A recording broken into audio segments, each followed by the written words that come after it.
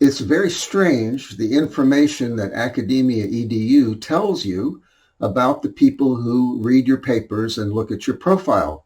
It's way too much, really. I'm on the paid tier of it now because I got a half price deal. And yesterday I noticed that a psychiatrist who specializes in delusions from a major university, which I won't name, looked at my profile, as I recall, and downloaded my paper. And I have his name and everything. I could write to him if I was so inclined, So all I can say is that I guess my master's in counseling doesn't stack up to his academic credentials. But if I'm severely deluded, as I would have to be to claim the things I'm claiming out of delusion, then poor FSU, which is my alma mater, didn't hold up to its reputation of being 60th in the country if it graduated a severely delusional person with a master's in counseling. But anyway, be that as it may, I'm thinking that he's already got his own mindset as regards my paper, but maybe he'll read it with an open mind, and who knows. I think I forget which famous psychiatrist or psychologist it was. I think it was Fritz Perls, who told one of his clients, he says, one of us is crazy, either you or me. So I'm trying to think of the name of a short story. I used to be really into science fiction when I was a kid. And let's see, if I can't think of it now, I'll put it up on the screen. I think it's Alan E. Norse was the author. For some reason, I can think of the author, but not the title.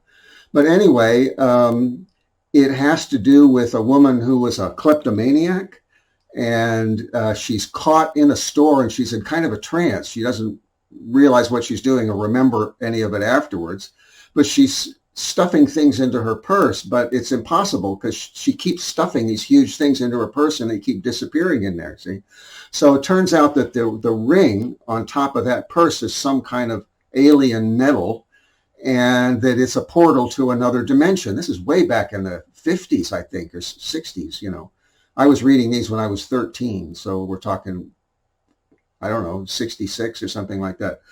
So anyway, they start experimenting with it, and they start putting things in there, and they disappear, and they put more stuff in there, and it disappears. So finally, they get a bright idea, or somebody gets a bright idea, and they get a huge crane, and they rig it up with a metal pole and a chain, and they lower it down in there. And the idea is that they want to basically go fishing in this other dimension and pull something else up.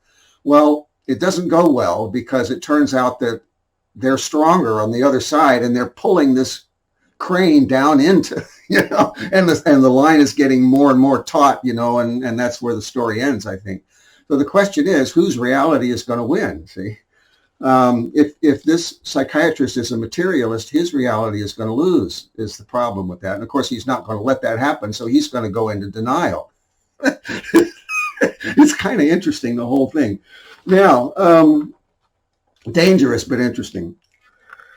Now, I realize that, I'm just now realizing that people watching this channel, all 6 of you or whatever it is, probably not a single one of you has any faith in my detective abilities. I'm wondering if all of you are so skeptical that any time, for example, that I mention something by Matthew that I have determined was really his work, like something signed with a star, despite the fact that Margaret Fuller claimed it, that not a single one of you believes me for half a second, see? So I'm also realizing that I have kind of bypassed this material in the Portland Transcript in the early to mid 1840s, which I absolutely 100% know is Matthew's work. I've kind of passed that by casually because I take it for granted. But maybe I have to back up a little bit. So historians tell us in the 2 or 3 or 4 instances where it's mentioned at all, and Matthew is very rarely mentioned, only kind of usually only peripherally connected with his famous brother, John Greenleaf Whittier. But where he's mentioned, and in the student thesis that forms his only full-length biography, the only thing he's credited with is Ethan Spike, which is a satirical series, an anti-slavery satirical series. And two or three other pieces that ended up under that signature, which were not directly related to the character Ethan Spike. And that's it. And there's mention that he was a versifier. A couple, three people mentioned that he also wrote poems, but nobody bothered to save any of his poems. Well, this material in the Portland Transcript is 100% verified as Mathew Franklin Whittier's work, and this is before Ethan Spike was created, with one exception, I think. And it's definitely Mathew's, and it's quite a variety of material. I've mentioned and described, was it the last entry, I think, or the previous entry, how I know that this is Mathew Franklin Whittier's work, because his brother, John Greenleaf Whittier, mentions it in correspondence and identifies it as Mathew's work. This is the pseudonym Poins. John Greenleaf Whittier doesn't mention the pseudonym, but he mentions one of the pieces, which is signed Poins. So clearly, everything signed Poins in the Portland Transcript of the 1840s was written by Mathew. Then there is one other piece which is unsigned, which I read, at least I read the opening to it, about avalanches, which really means snow that gathers up on eaves and falls down on people. John Greenleaf Whittier specifically mentions that in his letter, so even though that's unsigned, it's definitely Mathew's. And then there are 2, 3, 4 pieces that Mathew signed, either with his initials or his name, and those are definitely his. So we end up with a body of work of 17 pieces running from late 1842 through early 1847, which are definitely Mathew Franklin Whittier's work, and which were not acknowledged by his biographers, any of them. This means that all the scholars were wrong, and I'm right, and I can absolutely 100% prove it, which in itself is kind of interesting in a meta sense, because I can be right and the scholars can be wrong, even if I'm self-deluded. Doesn't matter. You know, it doesn't matter what I am or who I am. I can absolutely prove, that Mathew did work well beyond Ethan Spike, and I can prove that it was good work, and I could prove that there's quite a bit of variety. So in the variety that I'm going to show you here are the seeds, as it were, of all the other work that I claim, see? So I'm going to just run down the list. I've typed it out on a list, and I'm just going to run down the list. I'm not going to pull out the originals, although I have antiquarian copies of a great deal of this. I'm not going to read from any of it. I'm just going to briefly describe it from memory. And just to give you an idea of what I definitely 100% am sure of and can prove 100%, because I'm sure of a lot of things, but I can't always prove them 100%. The things that I absolutely know were Mathew's beyond what the historians claim for him, okay? So maybe we have to go back like that, not only to establish Mathew's credibility as an author, but to establish my credibility as a not actually deluded lay researcher. So the first one I read for you, or read portions for you, that is the first one signed Poins, is The Vision, a Legend of the Merrimack. It's kind of a Gothic tale. And again, it was published about the same time that Poe was publishing Gothic tales, except that Mathew's has a huge difference, and that is that it's based on an actual documented paranormal event. And that is December 2nd, 1842. Now, Mathew had written earlier, but not under this pseudonym. So this is the launch of that pseudonym. Then there's the one on avalanches. It's a humorous sketch that I also read, the intro to, December 17, 1842. And that just establishes Mathew as a writer of humorous sketches. And also both of these have a rather lavish, beautiful description of nature as their introduction. Then on December 24, 1842 is that essay on Christmas that I read. And this establishes Mathew as an essayist. So already we have 3 genres that we can definitely assign to Mathew, all aside from what the historians know about. Next is a travelogue, 3-part travelogue starting in February 4, 1843, called Wanderings in the East. And then the next one appears in the February 18th edition and then the February 25th edition. So now we have Matthew as a travelogue writer. And all of this comes in later, see, under other pseudonyms, but we're just establishing that Matthew definitely could write in these different genres. So then comes poetry, and this is really, I think, the first poem of Matthew's that I ever discovered.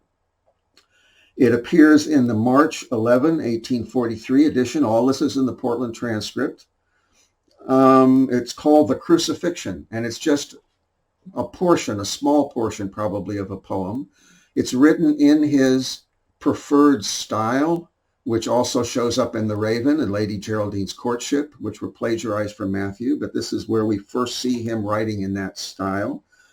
And it's obviously deeply religious, so we now have established Matthew as a sincere Quaker. But what's missing, the part that's not included, I think, talks about how man's moral state, his mental state, affects nature.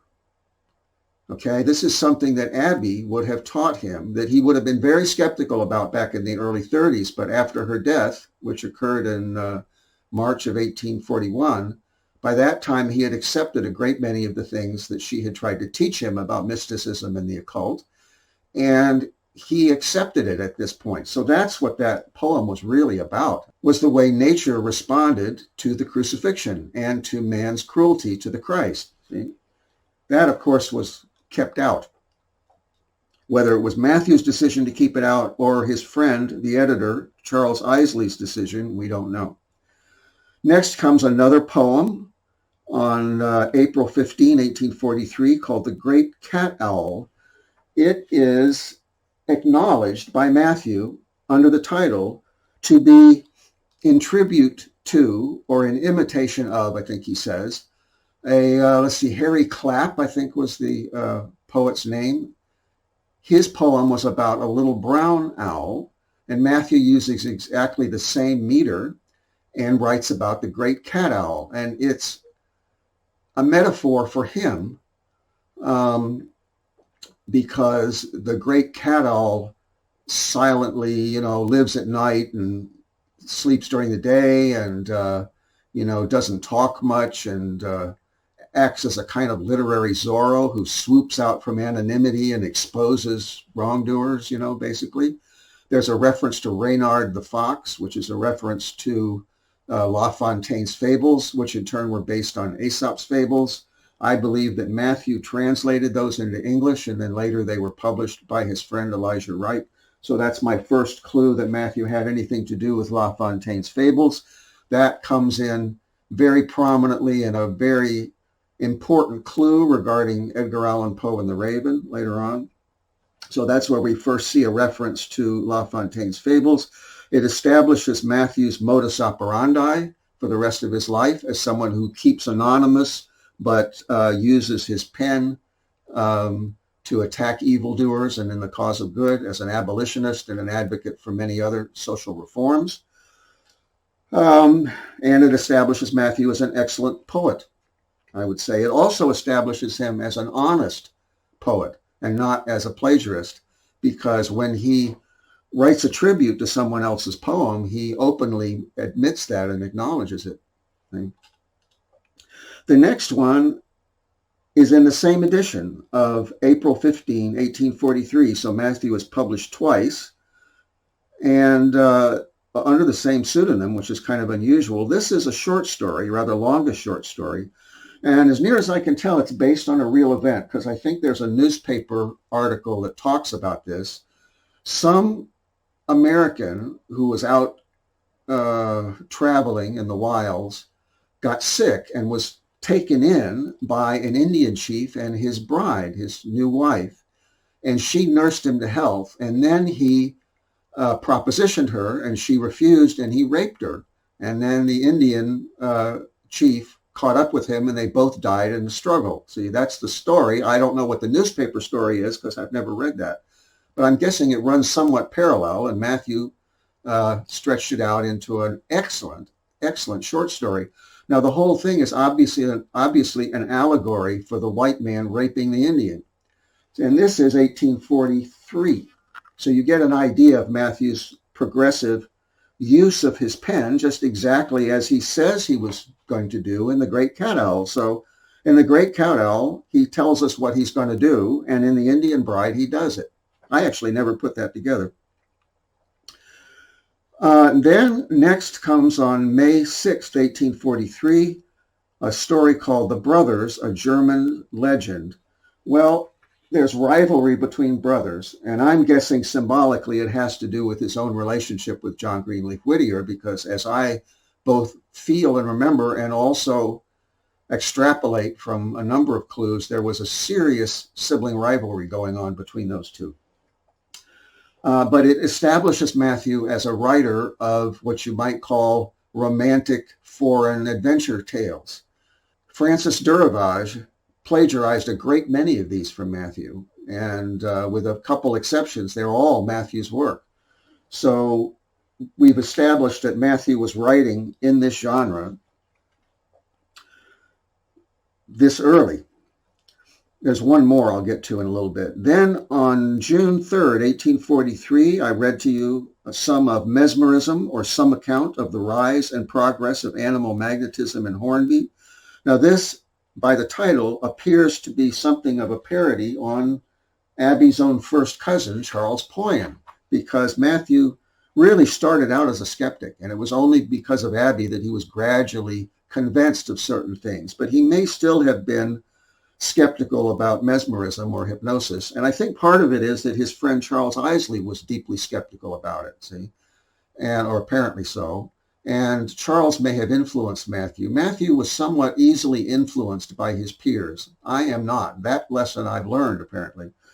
But at any rate, it's a story about a couple con artists who come to the little town of Hornby and work their magic there. So it's a satirical social commentary piece. And this also is seen many, many times in Mathew's work. So this is a early version. Remember that Mathew's work goes back to 1825. So we're talking the early 40s. Mathew has been writing for 15, 17, 18 years already, publishing, not just writing. But still, as far as what we can definitely, absolutely say is 100% certain Mathew's work, this is early. The next one is March 30th, 1844. It's called A Fish Story, showing how materially circumstances alter cases. Well, you know that Mathew was a philosopher.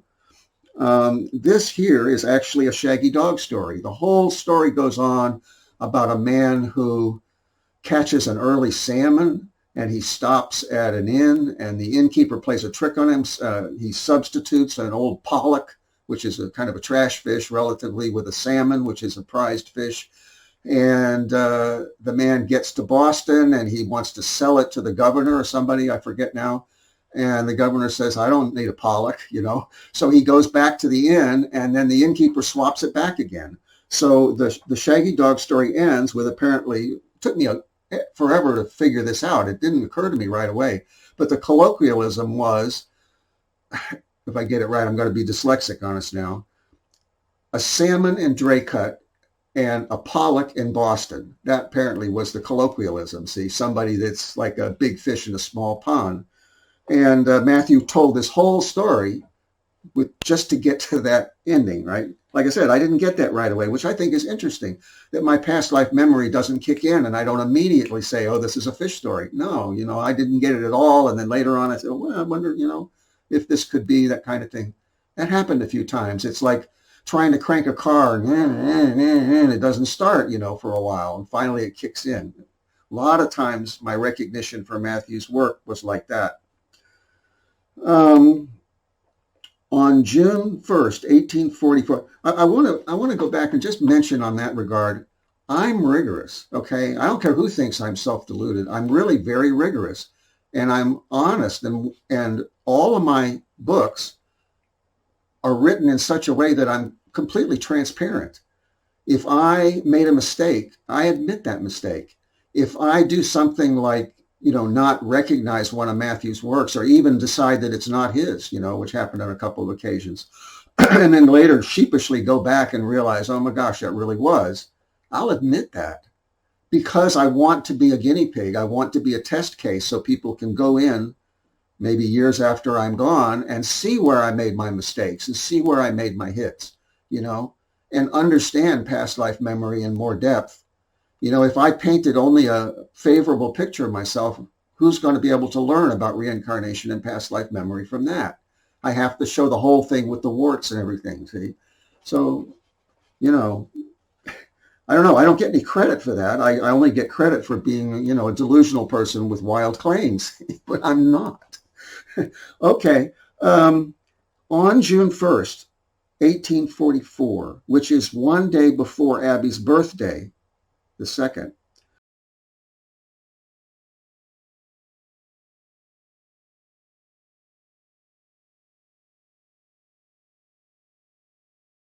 there is a story called The Cousins, A Tale of the Woods and Lakes. And it's a story of romantic rescue, basically, of a girl that has been captured by the Indians, and the cousin, who is her romantic partner as well, rescues her with his friend Bullet Head Dick. It's kind of classic adventure story stuff for the time. But I think it was dedicated to Abby. It appears on the front page, and it's signed with his full name, M.F. Whittier. So it was clearly a tribute to Abby. I have a couple copies of that. Then on September 7, 1844, Matthew wrote under his initials a eulogy for Charles Poyne. So despite the fact that he may have made a little bit of fun of mesmerism, he writes a very, very favorable and touching eulogy for Charles, and he mentions that Charles stayed with him in Portland for a period of time. So that means that Charles Poyne came and stayed with him and Abby in Portland. There's more things I can extrapolate from that, which I won't go into now. Then on June 7, 1845, we have Diabolos and the Monk, A Legend of Prague, and that is yet another kind of romantic, swashbuckling foreign adventure tale. Well, it does establish that Matthew would set stories in other countries, which he did with A Christmas Carol, setting it in London. And he did that many times, but an awful lot of these were falsely claimed by Francis Durivage. So if you don't put in the mix the ones that Durivage plagiarized, then you have some. But if you include the ones that Francis Durivage published, then you've got a whole bunch of these things, including one about a miser, which also relates to A Christmas Carol and so on. So that's two romantic adventure stories set in other countries. Then on November 1st, 1845, is a humorous report. So Matthew was a reporter, but sometimes he would kind of lapse into satire, see? It's called The 10th Day of the 7th Month, and it's about a sect called the Millerites, and I believe it has to do with the Seventh-day Adventists and their early origins, because if you get on one of their websites, they cite it, and they mention that it's somewhat satirical. It's hugely satirical. Okay, it's beautifully written, by the way.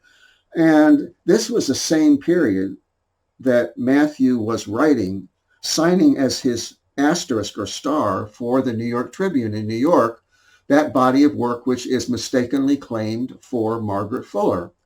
So why this ended up in the Portland Transcript a year after the actual event that he's reporting, actually, I don't know. My guess is that somehow, I don't know whether it was sent in late or somebody found it and decided to publish it because it was topical. But I think they signed his name to it when he would not have wanted his name signed to it. I think that they knew it was his, and instead of respecting his wish for anonymity, some associate editor just put his name on there, because it's the only such piece with his name on it that I know of, actually. So I think it was a mistake.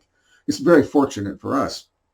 So now we can definitely establish that Matthew was a reporter and that he wrote satirically on, social current events. Lastly, on February 13th, 1847, we have a story called The Fall of Baghdad, which was praised by the editor, Charles Isley, who was no mean short story writer himself. This one is signed with Matthew's full name. Presumably he permitted that, requested that. And it's a third romantic foreign adventure tale. This one set obviously in Baghdad. And again, it reads exactly like the material that Francis Durivage plagiarized from him. So that's 17 pieces running from late 1842 to early 1847 in the Portland Transcript that are absolutely, irrefutably written by Mathew Franklin Whittier. So I feel like we need to kind of go back to basics here and establish things that there's no way the skeptics can possibly argue with. I mean, they can argue with it if they really want to go into denial. What happens with people in denial, if you present them with evidence like this, they refuse to look at it. They stop reading, they refuse to listen, they click out of the video, and they go off into denial. Or my favorite one is, we've been discussing this long enough. Or, I'm quitting this conversation now because, you've gone on long enough. I love that one. I mean, it's so obvious. It's like, who do they think they're fooling? They're not fooling me. I don't think they're fooling anybody that's observing them. They're fooling themselves, into thinking that other people are actually fooled by that particular tactic. It's fascinating. See, I know as much about delusion as that psychiatrist does. Even if my master's degree doesn't stack up in the, pecking order. All right, well, I just wanted to establish the variety and the type of Matthew's work where it can be absolutely identified as his. So, when I go on with things like the star or the asterisk, I'm not blowing smoke about those things. I have been just as rigorous about them, and I'm just as sure about them. But there's a certain amount of, not speculation, but you'd have to get into the research and follow along with me and see how I prove those things from Matthew's pen.